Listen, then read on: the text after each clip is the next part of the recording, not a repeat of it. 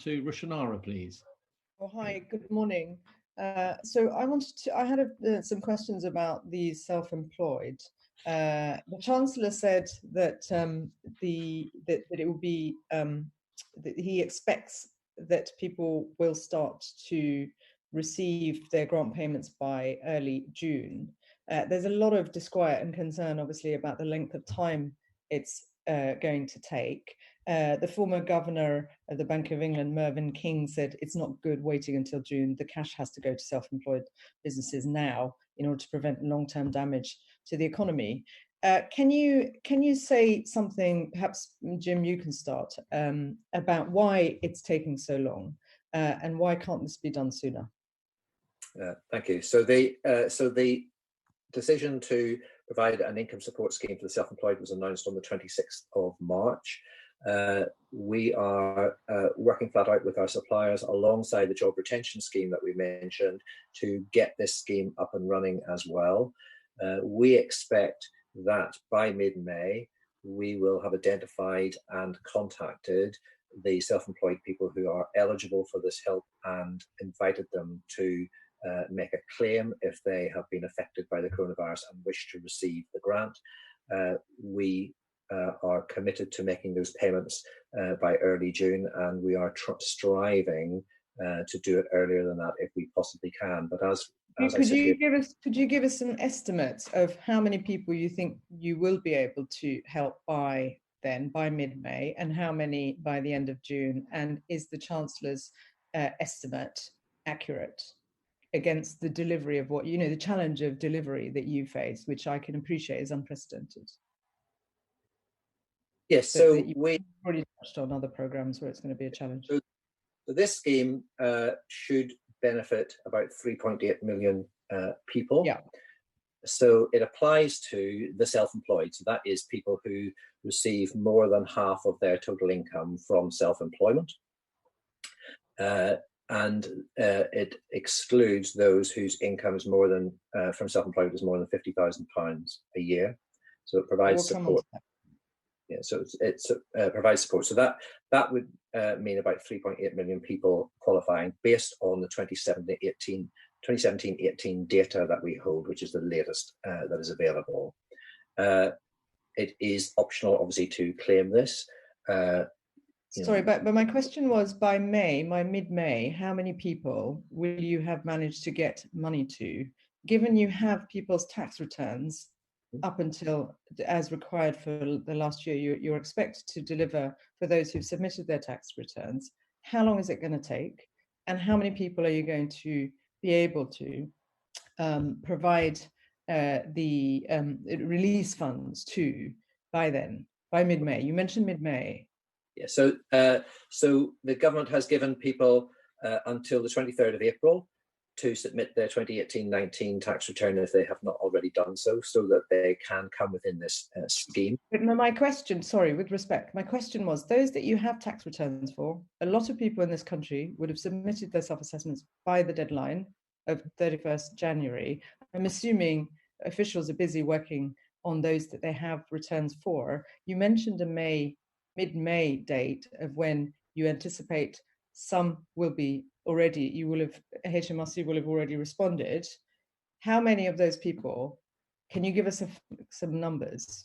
Yes, so by mid-May, we intend to contact all 3.8 million people that are eligible to receive this and invite them to claim online.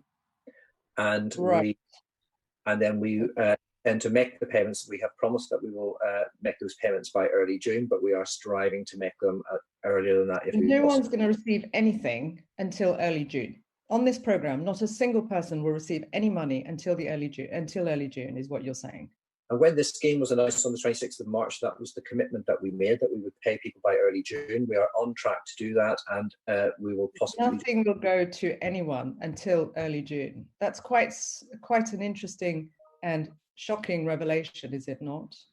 Well, because in the meantime, we have a lot of people up and down the country who will have to live on, either if they have any savings, and a lot of self-employed people don't, or they are going to be in real difficulty.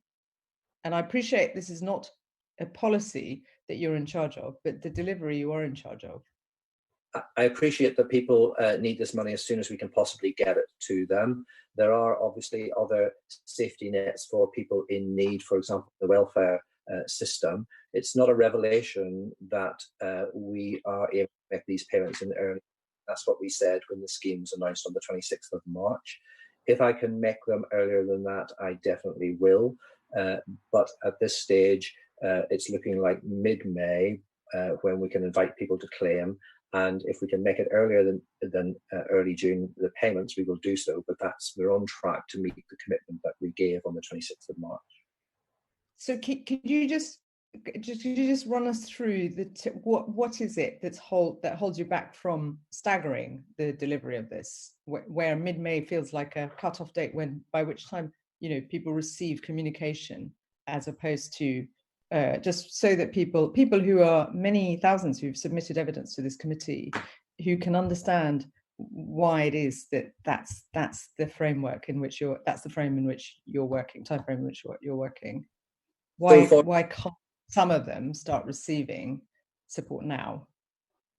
So the operational steps obviously we have to take are, first of all, we have to identify the relevant people, calculate their entitlement based on the 3 years of tax returns for 16, 17, 17, 18, 18, 19. And in the case of some people, we have to wait until the 23rd of April to make their 18, 19 return. Then we have to gather bank account details, because we do not have bank account details for very many of these people.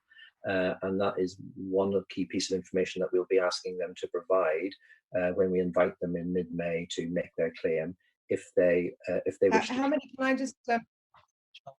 How many of the people that you're dealing with? How many already have the details that you require? These are the people where it's obviously more complicated. How many people have already got all the information that you could possibly want, where you could process the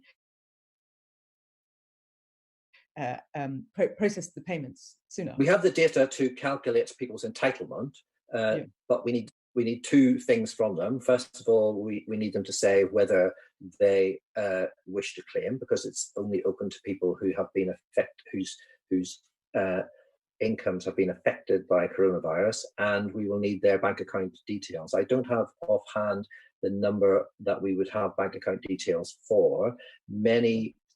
Some self-employed people do put bank account details on their tax return if they're entitled, for example, to a repayment. But very often those are the bank account of a nominee, such as an agent. It's not actually the self-employed business themselves.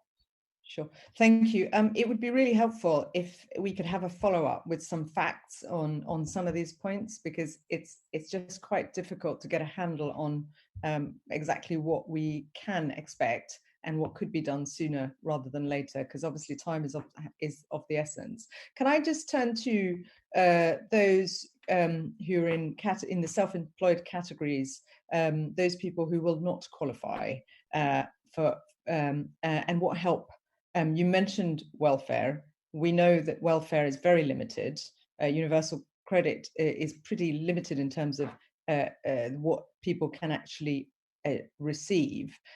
What other kinds of help is available to them, and what should be available to them? So the government has announced a sort of range of help for people affected by the coronavirus outbreak, many of which overlap and will apply to the self-employed. So, for example, the government-backed and guaranteed loans to support businesses are there for the self-employed. Also, they have changed the rules to make it easier for self-employed people to qualify for full universal credit. And similarly, if a self-employed person's income has reduced during this period, they can obtain more tax credits if they're in a tax credit award as well. So there are a number of overlapping schemes designed to make sure that people can access help if they need it. In addition, we have deferred payment of VAT and the next payment of a self-assessment. So if a self-employed person has been putting money aside to make those tax payments, they now no longer need to use that money for that purpose. And so those are the kinds of things that are available to tide people over until I can get this scheme up and running and get payments out to people, which I promise you we're doing as fast as we possibly can. Those who earn even slightly over 50,000 don't qualify for this scheme if it's a single person, a single income household. We've had quite a lot of representation on this, both individually as members of Parliament from our constituents, but also in the committee. Could you just give your reflections on whether you think that is an appropriate response and what could be done to improve the scheme? So the purpose of this scheme is to provide additional support to self-employed people whose income from their self-employed business has been impacted by coronavirus. The government decided that they would put a threshold of £50,000 profits on people who would qualify for this scheme on the basis that it is targeted at the people in greatest need. That's clear, but that's a contradiction in terms. I mean, we have two houses. I have examples of people writing to me, as other colleagues do. You'll be very familiar with this. Two households, two incomes less than 50,000, and then a single income just slightly over 50,000. They get nothing. I mean, how does that figure, and how is that fair? I appreciate that if we had a lot of time, we could work on developing the policy. You could take account of households, which is extremely difficult operationally for us to do. There are a range of things you could potentially do if you had more time. But with respect, Jim, the problem is that is just not really, that is no comfort to people who are, I mean, this is an extreme situation. How much input did you have any input in the policy development, in advice or in feedback as this was being developed? We appreciate the government's had to move very quickly. You're having to move very quickly. And in times like this, rapid feedback and improvement of the various programs is crucial. And we've certainly seen improvement from feedback that's come in from our committee and members of Parliament, and credit where it's due, where that's happening. But in relation to this particular issue, there hasn't been an adequate response, and the feedback loop hasn't achieved a great deal here. In the meantime, we've got people facing destitution. So can you just respond to the points about whether you had input, whether HMRC is giving any feedback on some of these issues or not? Yes, so HMRC officials and Treasury officials worked together very closely on the design of this scheme and the advice to ministers on the policy. And of course, we listened to feedback from a wide range of stakeholders. And I think we can demonstrate across all of these schemes that we do listen to that feedback, and we do understand when that these are tough times and that there's a need to get help to as many people as possible. We have responded to that feedback where we possibly can. But to give an example, you have mentioned there trying to design a scheme that works on household income rather than the income of the individual taxpayer. It would take me, frankly, years to build a system that could respond to household.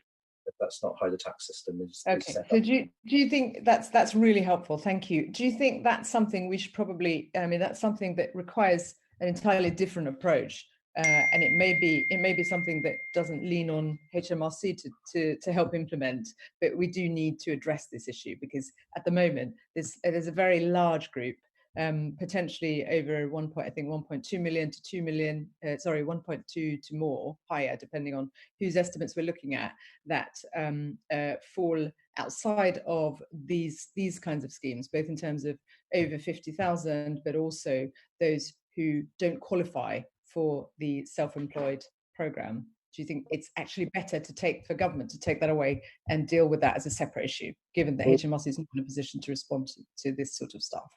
We estimate that 95% of people who, for whom self-employment is their main source of income, will qualify for this scheme. Yeah. So you think that is correct? That assessment of 95% is accurate? Perhaps, Karis, I see you nodding. Did you want to come in on any of those points? No, I just wanted to repeat what Jim said, that this 95% is our estimate. It is basically we've looked at the self-employed population, looked at the number of people who rely on self-employed income, i.e. more than 50% of their income is derived from self-employment, and it is 95% of that population who earn less than £50,000 a year from that self-employment who absolutely will be eligible, and it's the remaining 5% with incomes above that who won't be able to access the scheme. Right. Okay. All right. Thank you. Thank you very much.